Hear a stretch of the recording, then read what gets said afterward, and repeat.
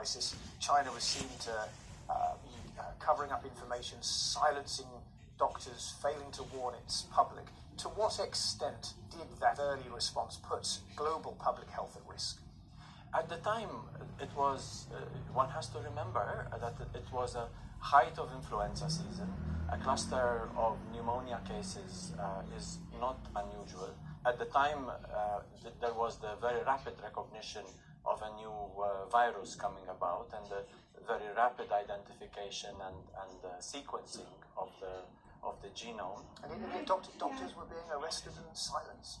That, in terms of the country itself, has already announced that there were shortcomings, and what those shortcomings were is not necessarily the part of the epidemiological investigation. But isn't it though, Dr. Gali, because for the second time in 2 decades we have an emerging virus from China made worse by the lack of transparency.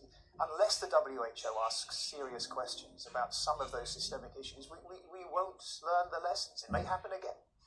The WHO asks these questions. We have just had a joint mission here of experts from WHO and from China looking deeply into how the epidemic is transmitted, how the disease is transmitted, how severe is the disease, and what can be done about it.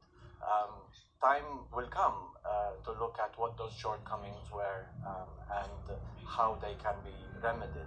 What do you think of the criticism that China's political and economic clout makes it very difficult for the WHO to criticize? We are epidemiologists, not litigators. There is a large epidemic happening, and we have seen how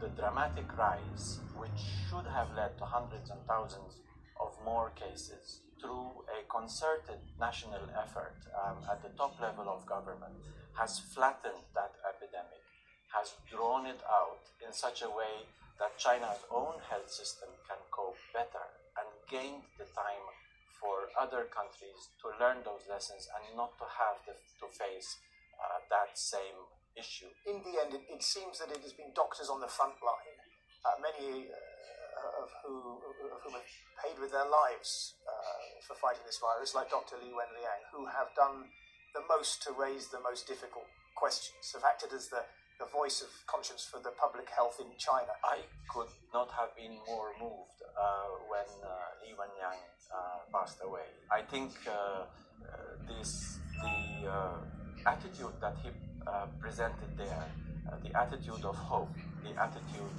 of solidarity, the attitude of fighting against the virus together.